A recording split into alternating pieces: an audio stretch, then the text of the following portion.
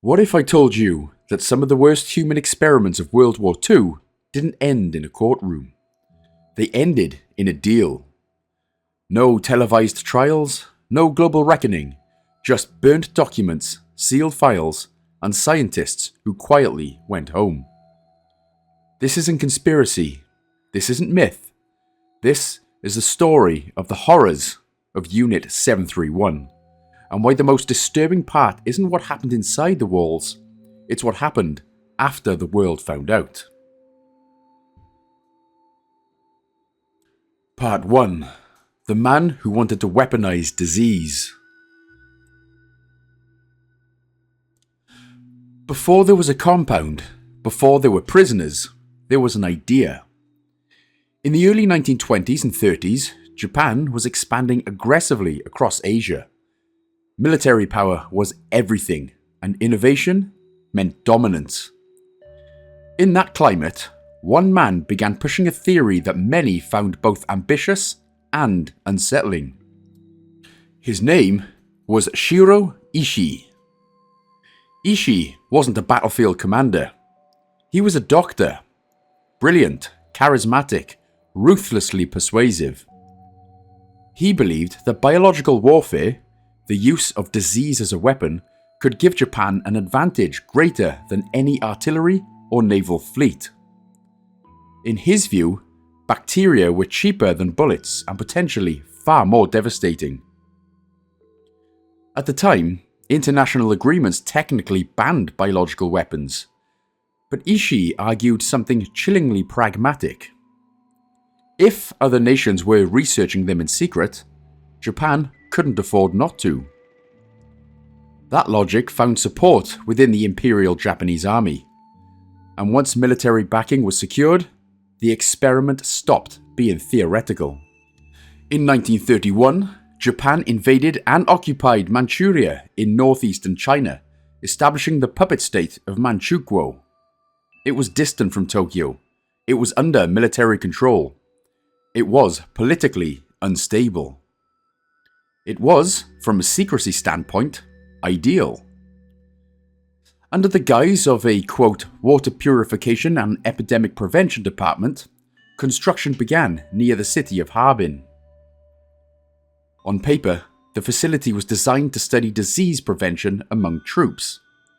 In reality, it was being built to study how diseases could be used to kill efficiently. By 1936, the operation was formally established as Unit 731. And it wasn't small. The compound grew into a sprawling complex that included laboratories, prison blocks, staff housing, cremation facilities, administrative buildings, and guarded perimeters. It operated with military discipline and state funding. This wasn't a rogue lab. It was institutional. One of the earliest signs of what Unit 731 would become was linguistic. Prisoners brought to the facility were not referred to as people. They were called maruta, logs. The story later circulated that this term originated because the site was officially listed as a lumber mill to maintain secrecy. But the effect was deeper than just camouflage. Calling someone a log makes experimentation easier. It removes identity, it removes empathy, and it removes hesitation. Most of the prisoners were Chinese civilians. Others, though, did include Koreans, Russians, and occasionally political prisoners. They were accused of espionage or resistance, though many had no formal charges at all. Once inside, they disappeared from public record. No communication with families, no legal process, and no acknowledgement. Just intake, classification, and containment.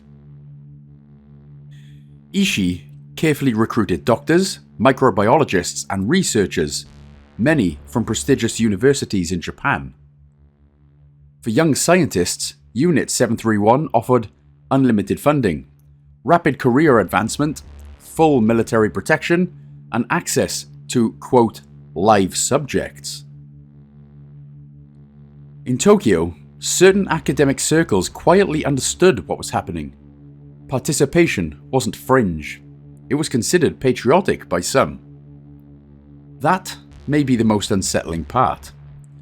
The experiments hadn't yet reached their most horrific phase, but the infrastructure was already in place. A medical program designed not to heal, but to measure suffering in controlled conditions. And all of it was justified under national security. Once the facility became operational, there was no meaningful oversight. Ishii had direct support from powerful military officials. Reports were sent upward, but rarely questioned. The goal then was clear. Understand disease deeply enough to control it well enough to deploy it, and deploy it effectively enough to win wars without traditional combat. It was clinical, calculated, and strategic, and entirely dependent on human experimentation. By the late 1930s, Unit 731 was no longer just a research site. It was the core of Japan's biological weapons program, and the true scale of what would happen inside its walls was only just beginning. Part 2. When science crossed the line. By the late 1930s, Unit 731 was fully operational. The infrastructure was complete, the funding was secure, and the moral boundaries had already been dismantled. The experiments that followed were not chaotic acts of cruelty. They were methodical, and that is what makes them so chilling. Under the leadership of Shirō Ishii, the primary objective was clear: transform disease into a deployable weapon. Researchers focused on pathogens that could spread rapidly and destabilize populations, with things like plague, cholera, anthrax, typhoid, and dysentery. Prisoners were exposed to these illnesses under controlled conditions, not to cure them, not to study prevention, but to measure incubation periods, transmission efficiency, fatality rates, and environmental survivability. Every stage was documented. Charts were drawn, observations logged. The human body became a testing environment. Unit 731 researchers wanted precise data. That meant controlling a lot of variables, such as temperature, hydration, food intake, and environmental exposure. Some experiments tested how the human body responded to extreme cold, particularly frostbite, because Japan anticipated fighting in harsh climates. Limbs were exposed to freezing conditions. Researchers observed how long it took for tissue to freeze and what methods, if any, affected thawing. The language in surviving records is clinical, detached, scientific. And that detachment allowed participants to convince themselves they were advancing knowledge rather than dismantling humanity. To many involved, this was framed as cutting-edge research. Young doctors and microbiologists were told they were contributing to national defense. Some were promised prestige and career advancement. Inside the compound, there was hierarchy and routine. Morning briefings, research assignments, data analysis sessions, and military reporting structures. It resembled a university laboratory, except the subjects could not leave, and they were not expected to survive. The number of victims inside Unit 731 is still widely debated, but historians estimate that thousands died within the facility itself. The compound was designed to eliminate evidence efficiently. Crematoria operated on site. Records were tightly controlled. Prisoners were rotated through experiments with little public trace. The surrounding civilian population knew little about what occurred inside the guarded perimeter. Officially, it was a disease prevention unit. Unofficially, it was a human laboratory. Perhaps the most unsettling transformation wasn't what happened to the prisoners, it was what happened to the staff. When cruelty becomes routine, it stops feeling like cruelty. When people are labelled as, quote, logs, empathy erodes faster. Many later testimonies suggested that some participants became desensitized quickly. Others justified their actions through patriotism. A few reportedly expressed private discomfort, but dissent was rare and dangerous. The structure rewarded compliance and silence. By the early 1940s, experimentation at Unit 731 was no longer exploratory. It was standardized. Procedures had been refined, data systems improved, pathogens cultivated in increasingly large quantities. What began as one man's vision of biological warfare had evolved into an industrial-scale research operation. And the next phase would move beyond the walls of the compound. Because once you prove something works in a laboratory, the military eventually asks what happens in the real world. Part 3. When the experiment left the laboratory. By the early 1940s, Unit 731 had gathered what its leadership believed was enough data. Incubation timelines, transmission patterns, environmental durability. The research phase was no longer the focus. The question became, if disease could be controlled in a laboratory, could it be deployed as a weapon in the real world? Under the direction of Shirō Ishii, the answer was yes. Unit 731 began producing pathogens in larger quantities. Plague bacteria were cultivated, cholera strains were refined, anthrax was stabilized. But biological weapons present a unique challenge: the delivery.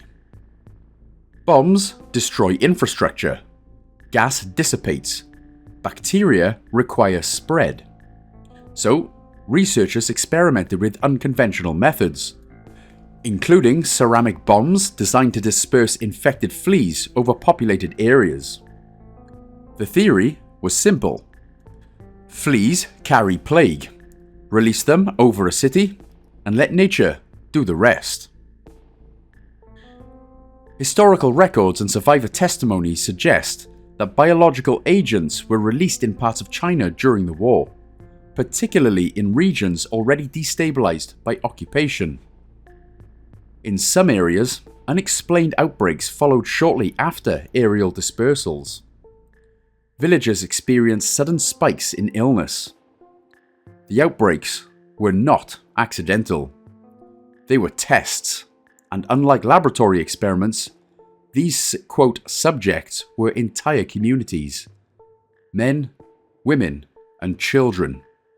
None aware that they were participating in a military trial.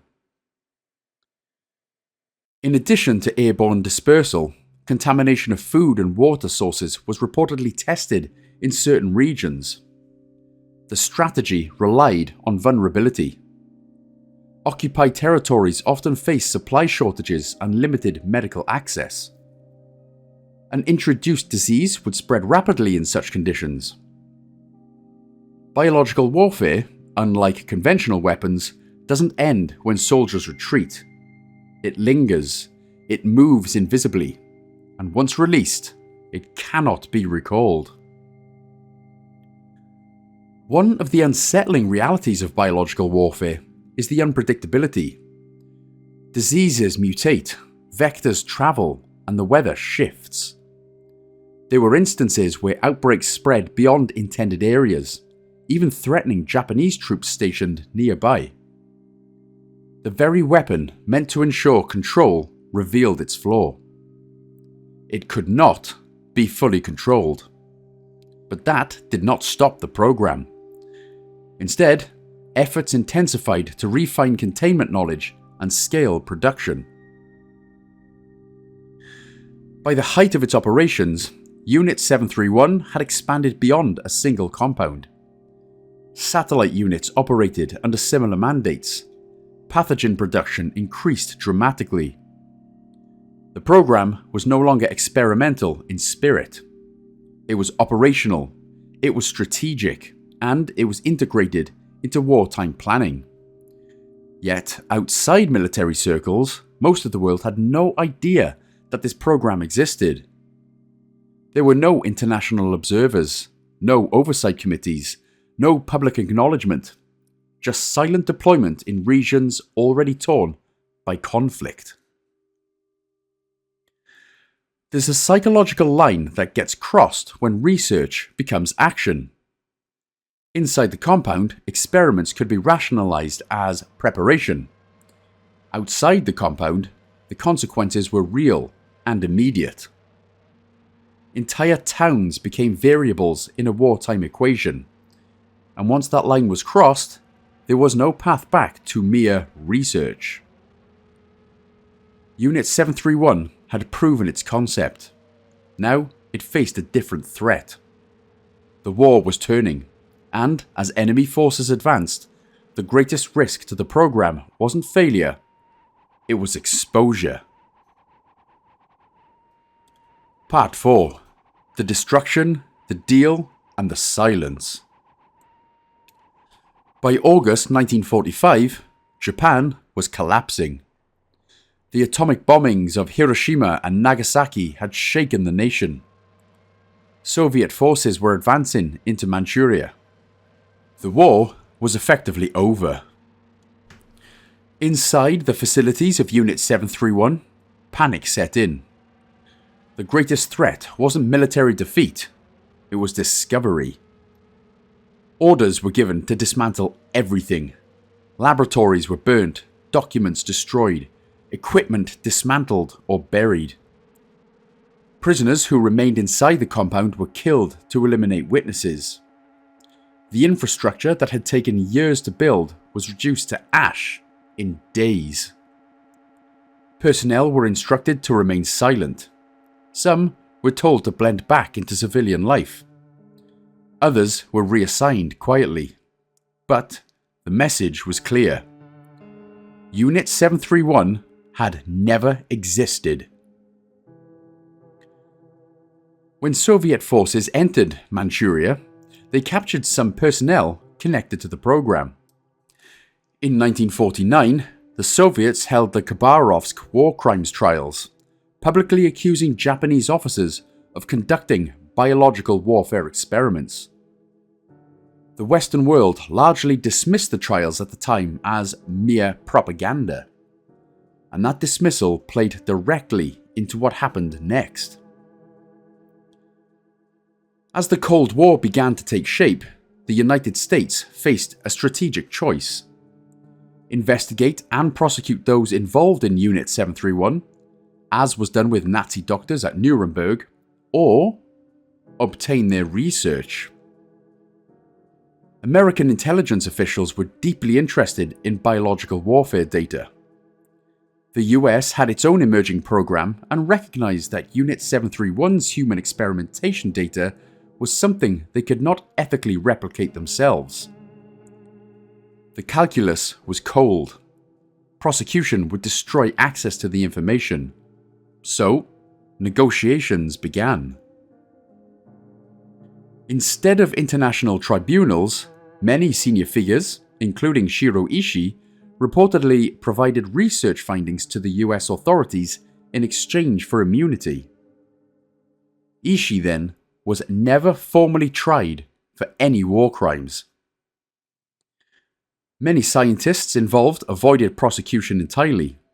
Some went on to hold university positions, work in pharmaceutical companies, and even enter government medical roles. Their past remained largely undisclosed to the public. Unlike the widely publicized trials of Nazi physicians, Unit 731 faded into bureaucratic quiet. There were no dramatic courtrooms, no global reckoning, no televised testimonies, just classified files. The most disturbing aspect isn't only that the experiments happened, it's that after the war, global powers evaluated the data and decided that it actually had value. Knowledge extracted through human suffering was absorbed into emerging Cold War research frameworks. The victims did not receive international acknowledgement comparable to other wartime atrocities. For decades, official recognition was limited and often resisted. The silence wasn't accidental, it was merely strategic. Perhaps the most psychologically unsettling element is what followed for many involved. They just returned to ordinary life. They attended meetings, published papers, raised families. In post-war Japan, Unit 731 was rarely discussed openly for years. Many citizens were unaware of the program's full scale. The absence of visible justice created a second layer of horror. The experiments ended, but accountability largely did not begin. History often gives us narrative closure. Crime, exposure, trial, and punishment. Unit 731 disrupts that arc. Instead, it offers crime, destruction of evidence, political negotiation, and silence. And that silence lasted decades. War ended in 1945, but the data survived. The scientists survived. The systems that allowed it to happen were absorbed into a new geopolitical struggle. Unit 731 did not explode into infamy the way other atrocities did. It dissolved into classified archives and uncomfortable diplomatic compromises. And for many families of victims, there was no clear moment of justice. Only history books, written much later.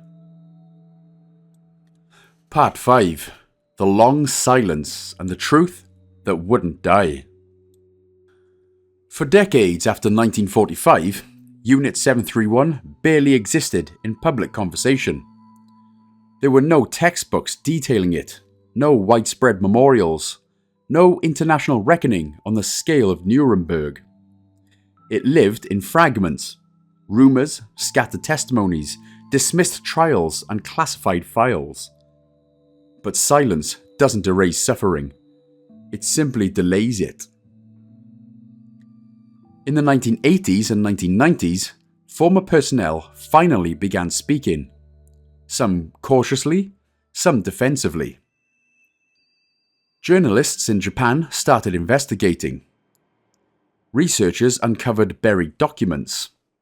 Former soldiers admitted involvement in biological warfare programs. One major turning point came through the work of historians who forced the issue into public discourse. Among them was Sheldon H. Harris, whose research documented how post-war immunity deals had shielded many involved. The narrative shifted from, quote, allegations to documented history. It became harder to deny. For Chinese victims and families in regions like Harbin, the memory never disappeared.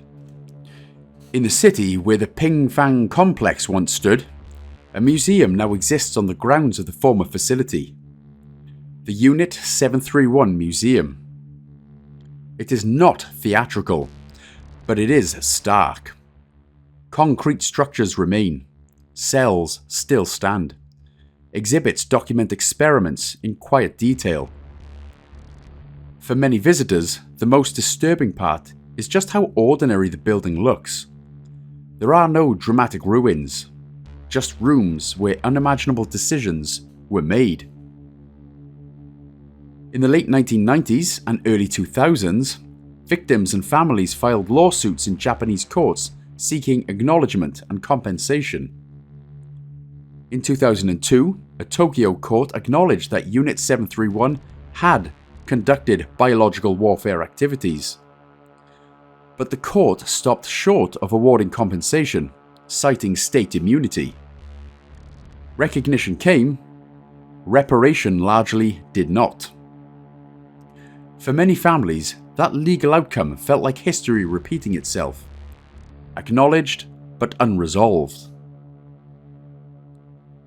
Unit 731 doesn't occupy global consciousness the way some other World War II atrocities do. There are several reasons. Much of the evidence was destroyed. Post-war geopolitics prioritized intelligence over prosecution. The crimes occurred largely outside Japan's mainland, and the Cold War secrecy blurred accountability. But there's another uncomfortable factor. Biological warfare research did not simply end in 1945. Globally, it evolved.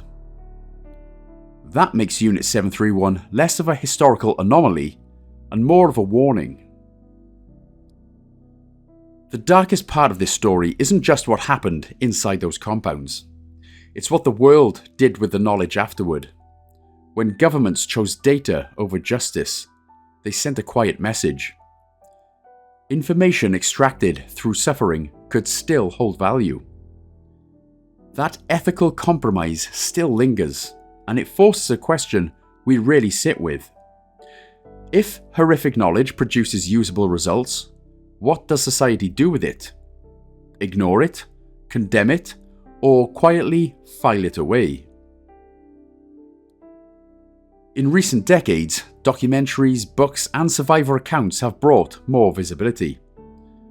But visibility isn't the same as closure. There was no singular moment of global reckoning, no televised confession, no dramatic sentencing. Instead, Unit 731 exists in a strange historical space, undeniably real, documented, and horrific, and yet still less discussed than many other wartime crimes. It's history that feels unfinished. Behind the geopolitical strategy and courtroom decisions were individuals. Farmers were arrested without explanation. Families who never learned where their relatives went. Children who grew up without parents who disappeared. Their stories rarely make headlines, but they are the core of this chapter. Because when institutions fall silent, memory becomes personal. And personal memory survives longer than governments expect. Unit 731 ended in fire and shredded documents. But it didn't end in justice. It ended in quiet reintegration, in sealed files, in political convenience. And then, decades later, in slow, uncomfortable revelation. Some horrors scream. Others whisper for half a century before being heard. Unit 731 is the kind that whispered. History likes clean endings, villains exposed, trials held, justice served. But this story doesn't end that way.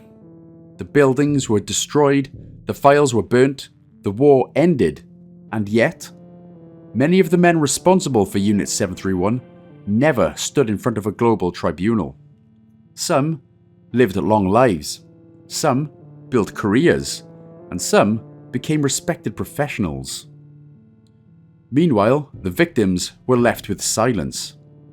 Not because the world didn't know, but because the world made a calculation, and that calculation echoes.